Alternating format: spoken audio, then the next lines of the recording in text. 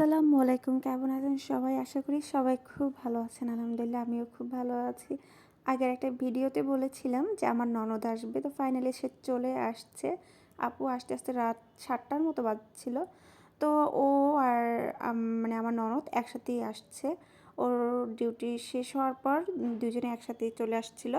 তো এসেই তাকে কাজে বসিয়ে দিলাম। সে কি সুন্দর মুড়ি মাখালো আমাদের জন্য। খুবই সুন্দর মজা হয়েছিল। দেখলে বোঝা যায় যে কতটা মজা হয়েছিল।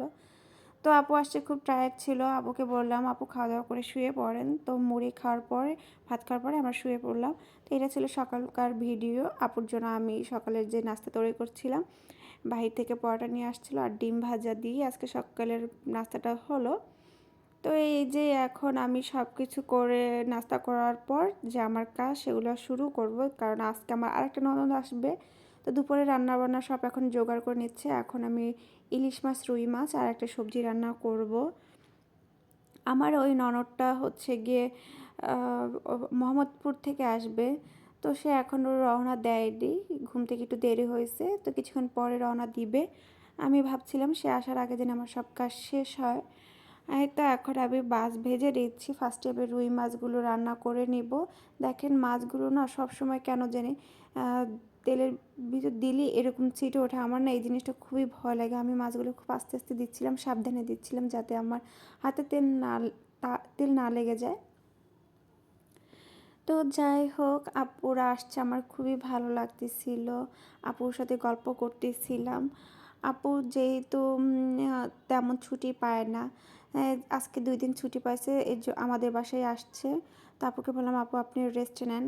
কিন্তু কিছুক্ষণ পর আপু আমার এখানে এসে এসে গল্প করছিল আমার সাথে, যাতে আমার খারাপ না লাগে, আমাকে একটু টাইম দিচ্ছিল। তো যাই হোক, এখানে মাছ ভাজা শেষ। এখন এই যে দেখেন আমার ননদ এসে রান্না করতেছে। মানে আমাকে সে খুবই কাজে সাহায্য করতেছিল। আমরা দুজন মিলে গল্প করতেছিলাম আর আপু এখানে সুন্দর করে রান্নাগুলো করার চেষ্টা করতেছিল। আসলে আপু তেমন রান্না করতে জানে না আমার মতোই, কারণ আপু তো চাকরি করে, সে তো এখন রান্না করার সময় পায় না। তারপর যতটুকু সময় পায় রান্না করে, ভালো হয় খারাপ হয় নিজে খায়, নিজেই হচ্ছে গিয়ে সব কিছু করে।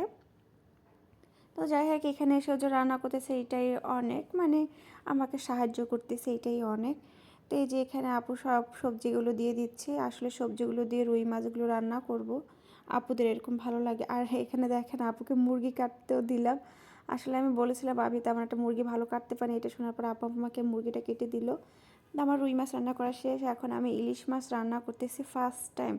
তো এখন হয়তো অনেকেই বলবেন আমি কি ইলিশ মাছ রান্না করতে পারি না। হ্যাঁ, আমি ইলিশ মাছ সত্যি রান্না করতে জানি না, পারি না, কারণ আমি ইলিশ মাছ খাইও না। এর আগেও আমি কখনোই রান্না করি নেই। ও যখন অফিসে থাকে, ওদের মাঝে মাঝে অফিসে খাওয়ায়, তখন হচ্ছে কি ইলিশ মাছ তখন খায়, কিন্তু বাসায় এখনো অবধি আমি ইলিশ মাছ খাইনি, আর ও খায়নি।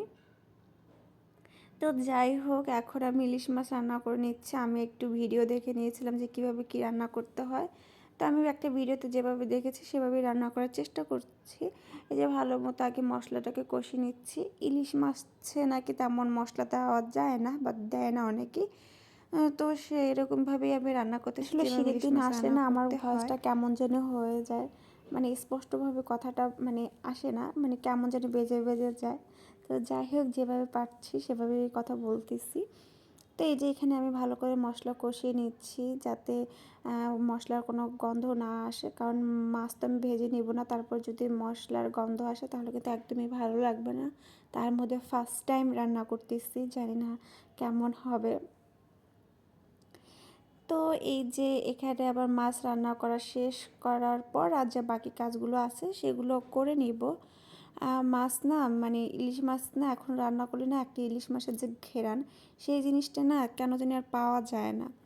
এই যে এখানে আমি একটু পেঁয়াজ একটু ব্লেন্ডার করে নিয়েছিলাম, সেটাও দিয়ে দিলাম।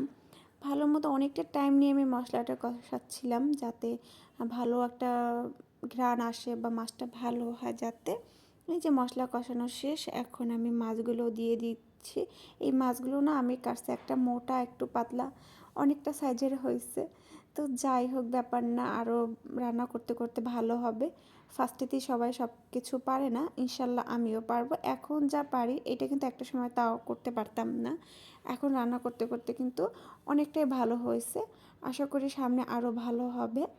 সবাই আমার জন্য দোয়া করবেন। তো আমার ননদ চলে আসছিল। দেখেন এই যে একটা কিউট একটা কেক নিয়ে আসছে। এই কেকটা কিন্তু আমার ননদই বানাইছিল। খুবই সুন্দর আর খুবই মজা হয়েছিল। তো এই যে কেক খাওয়ার পর এদিকে আমি রাতের রান্না বসিয়ে দিলাম। আপুর আসতে, আসতে দুপুর হয়ে গেছিল। তো আপু আসার পর অনেকটা গল্প করলাম। এখন হচ্ছে যে রাতে রান্না করতেছি। এই যে এখন গরুর মাংস রান্না করে নিচ্ছি। তারপর রোস্টটা রান্না করব। তো এই যে আমি এখানে গরুর মাংসগুলো এভাবেই রান্না করতেছি আর রোস্টগুলোও রান্না করতেছি। রোস্টও কিন্তু আমি ফার্স্ট টাইম রান্না করতেছি। রোস্ট খুবই মজা হয়েছিল আর ইলিশ মাছও খুব মজা হয়েছিল। ফার্স্ট টাইম রান্না করলেও বোঝা যায়নি যে এই টাইম ফার্স্ট টাইম করছি, মজা হয়েছে অনেক। আর রাতে যা যা ছিল এখানে সবজি করে নিয়েছিলাম আর রোস্ট আর গরুর মাংস। আর এখন শেষে পোলাও রান্না করব। আমি একটু রান্না করি আর তাদের ওখানে গিয়ে গিয়ে গল্প করতেছিলাম। একদমই একা এখানে ভালো লাগতেছিল না। তো এই যে আমার রান্না বান্না শেষ, এখন রাতের খাবার খাবো। কেমন